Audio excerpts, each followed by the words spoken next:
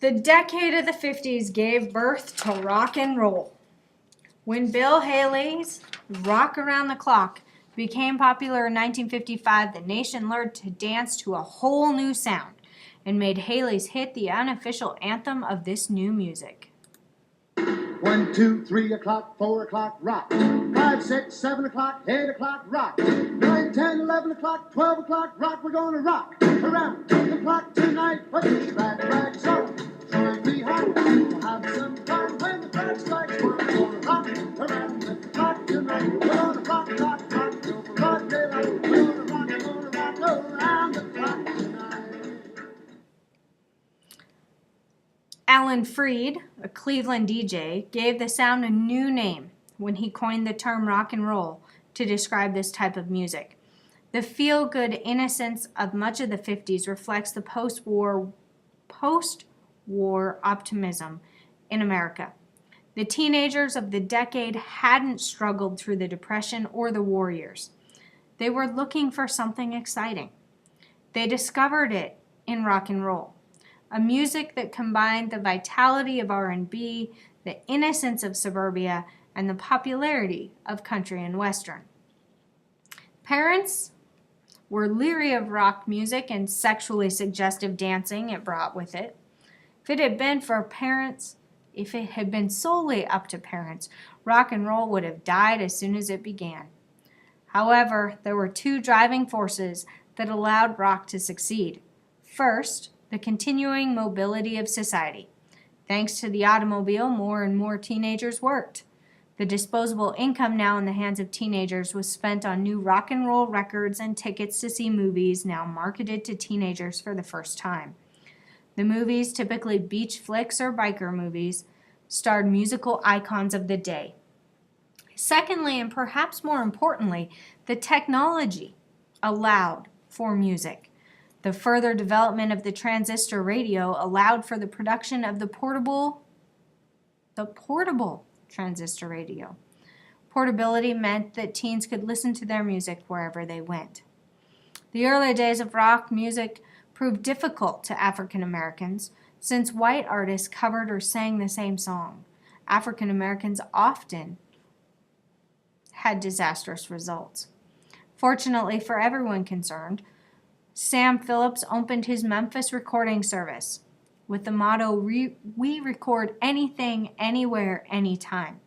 It was the first time that African American artists could go to be recorded. In Chicago, two brothers, Phil and Leonard Chess, took the best of the African American blues men performing in their nightclubs and began recording them on Chess' label. But what Phillips and Chess both needed was someone who was a successful crossover artist, a white singer who could sing with the emotion and soul of an African American musician. Phillips found him first. Listen to this audio clip for more. It was Sam Phillips at Sun Records who said, this is legendary, he said, if I could find a white man that sang like a black man, I'd make $1 million. And it wasn't a racist remark, it was just saying that if I could find somebody who'd sing with that energy, that amount of sexual tension, and that comedic sense, too, that was in rhythm and blues, he knew that he would have a winner. Phillips found that winner. His name was Elvis Aaron Presley. Elvis Presley recorded his first song, That's All Right, in 1954. He combined a bluesy country boogie style with hard-driving rhythms and distinct vocals.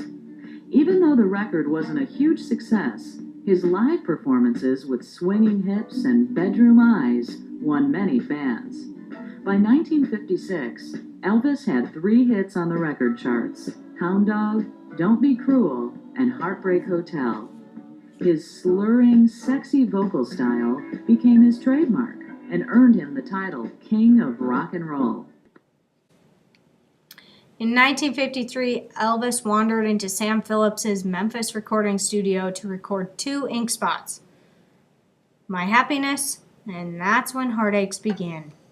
It would take several sessions before Elvis would catch the eye of Phillips, but he was certainly looking, as you heard in the audio clip. In 1954, Elvis recorded That's All Right, Mama, and Phillips knew he had found a white guy who had the sound and feel of the R&B artist he had been recording.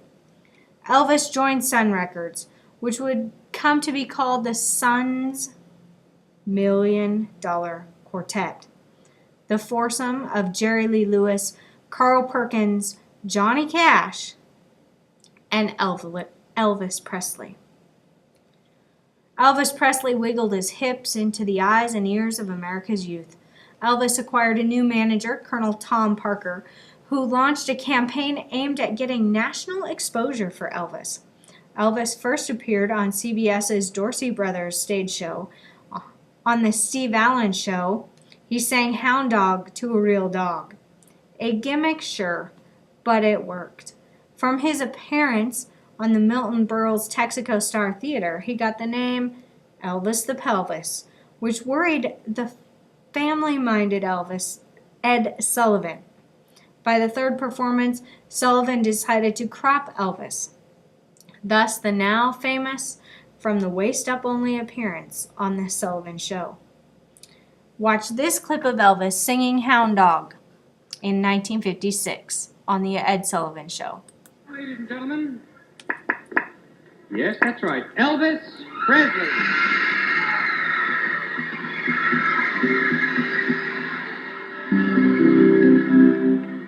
You ain't nothing but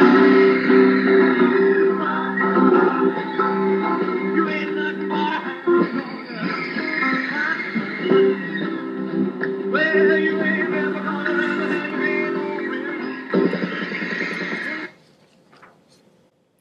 You can tell that was not the waist up version. Wriggling out of the Sun contract, Colonel Parker auctioned off the rights to record Elvis to the top studios. February of 1956, Elvis recorded his first 5 songs for RCA, which won the bidding. Among these were Heartbreak Hotel, which quickly rose to the top of the charts to become Elvis's first #1 hit. From 1958 through 1959, Elvis was in the U.S. Army. He was stationed out of the country. Upon his return, Colonel Parker would further Elvis's career when he turned the star to Hollywood. Elvis would go on to make more than 20 movies, none of them really good. Elvis's legacy is clear. He is the best-selling solo artist in U.S. history. He spent more weeks at the top of the charts than any other artist, at 80. He had the greatest number of consecutive #1 hits, 10, and is second only to the Beatles in total #1 hits, 18. He has the most gold singles, 69, and more gold albums than any other artist, 84. No wonder they call him the King. Our musical pioneers of today look very different from those 5 decades ago.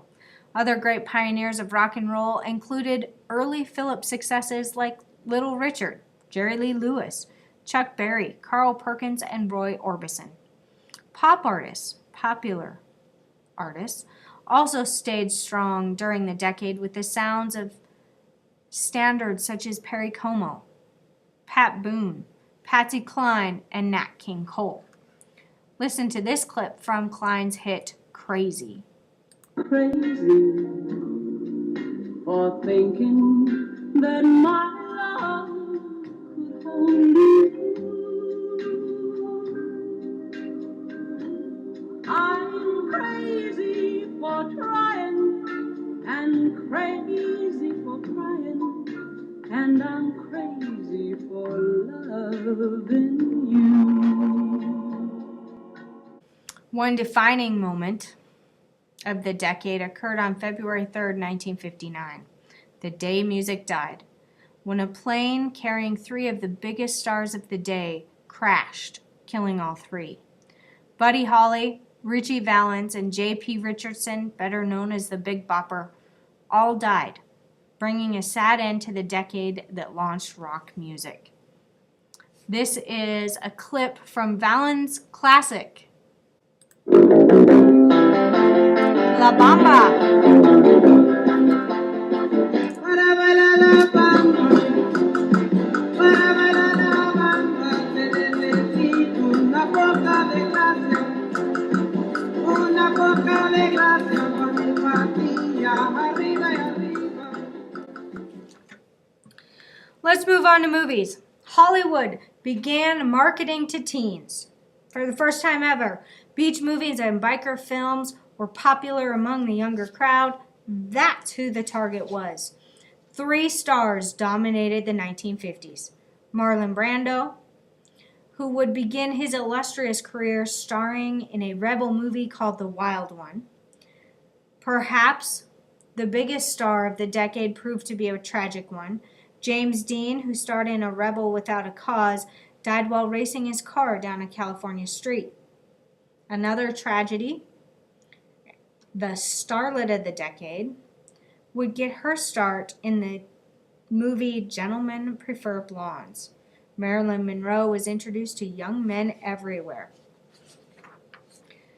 In the 1950s, sports was now a spectator sport inside the house because of the television. It invited viewers to watch the game from their couches. Sports continued as a dominant aspect of the 1950s.